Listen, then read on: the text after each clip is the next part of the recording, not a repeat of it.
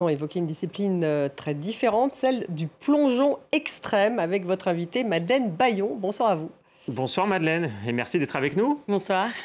Alors, vous pratiquez le plongeon extrême avec des sauts de plus de 20 mètres parfois. Alors, avant de démarrer cette interview, qu'est-ce que c'est le plongeon extrême? Eh bien, je vous propose de regarder.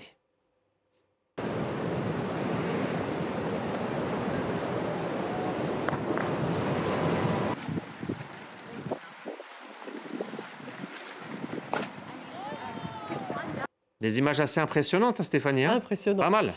Donc c'est une discipline très spectaculaire, le plongeon extrême. Pourtant, cela n'a pas toujours été votre quotidien, puisque vous avez d'abord été une championne de gymnastique acrobatique au sein de l'équipe de France, d'ailleurs. Comment vous êtes-vous dit un jour, ce n'est plus la gymnastique acrobatique que je veux faire, mais c'est du plongeon extrême?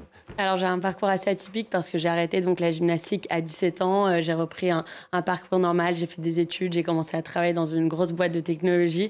Et puis en fait, j'ai cherché un sport à faire après le travail. Et je me suis inscrite à des cours adultes de plongeon. Et puis rapidement, j'ai voulu reprendre la compétition en plongeon extrême parce que je trouvais ça hyper intéressant mentalement, tous les enjeux que ce sport offrait. Ça a été quoi le déclic, puisque vous dites que vous êtes passé par le monde du travail avant de vous remettre sur du sport de haut niveau?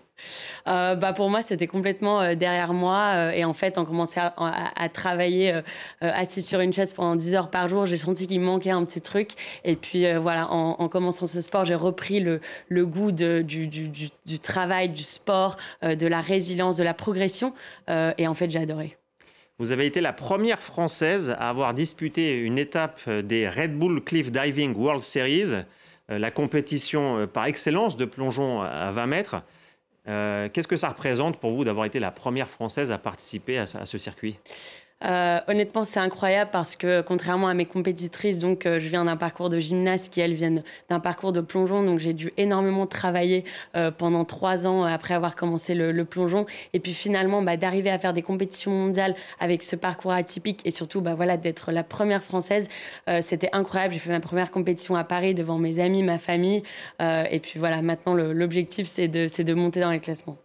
Alors on voit les images très spectaculaires des plongeons que vous réalisez, souvent dans des lieux en plus d'une beauté incroyable. Je crois que celui-ci, c'était en Italie, celui-là? Exactement, c'est des compétitions à travers le monde, à chaque fois dans des lieux différents. Oui. Et qu'est-ce qu'on ressent là? Là, vous voyez juste avant de sauter. Qu'est-ce qu'on ressent à ce moment-là quand on est au bord du plongeoir? Alors, toujours beaucoup de peur. Je pense que la plupart des gens s'imaginent que si on fait ça, c'est qu'on a peur de rien, mais pas du tout. Vous avez le trac. J'ai surtout peur parce que c'est très haut, en fait. Donc voilà, il y a toujours la peur. Et puis ensuite, on se concentre vraiment sur ce qu'on doit faire, ce qu'on peut contrôler, la technique du plongeon. Moi, je compte jusqu'à 3 parce que sinon, je réfléchis trop et puis je me lance. Ça vous est déjà arrivé de rater un plongeon et de vous faire mal? Parce qu'on imagine que si on se rate, ouais, qu'on fait un plat, par exemple. Alors, à ces hauteurs-là, moi, je me suis jamais fait mal. C'est vrai que, justement, il y a un entraînement tellement robuste, côté piscine, côté préparation physique, côté mental, pour justement que ça n'arrive pas, parce qu'en fait, un accident à ce type de hauteur peut être très grave. Donc, c'est très technique. C'est très technique, exactement. En fait, la technique est similaire au plongeon des JO, sauf qu'en plus, il y a cette notion de peur, de gestion du mental, etc. C'est un système de notation, donc vous réalisez des figures et ensuite il y a des juges qui vous notent et qui vous accordent une note. C'est comme ça que ça fonctionne? Exactement. Donc on va avoir une note sur la difficulté du plongeon, donc à quel point on fait beaucoup de saltos, de vrilles, etc. Et ensuite une note d'exécution. Donc l'objectif, c'est de réaliser le plongeon le plus parfaitement possible et d'arriver dans l'eau sans éclaboussure.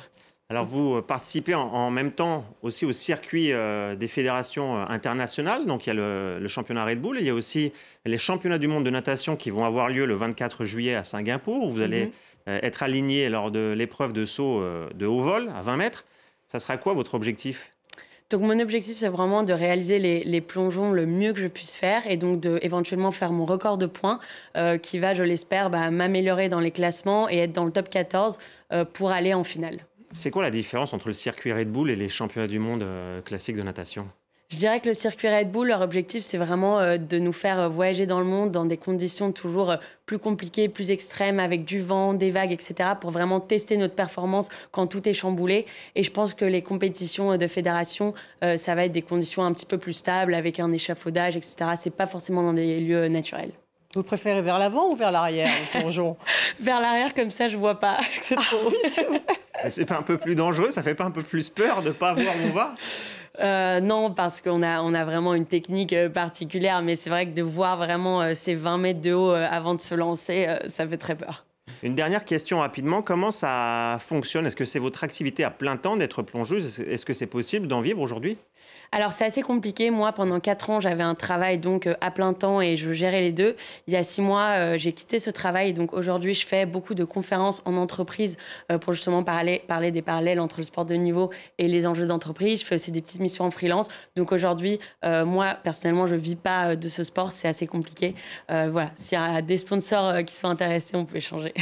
Oui, en tout cas, merci Madeleine Bayon d'être venue sur ce plateau. On adresse le message aux sponsors et puis on vous suivra donc aux championnats du monde qui vont se dérouler le 24 juillet à Singapour. Merci. Merci Madeleine Bayon. Merci Cédric.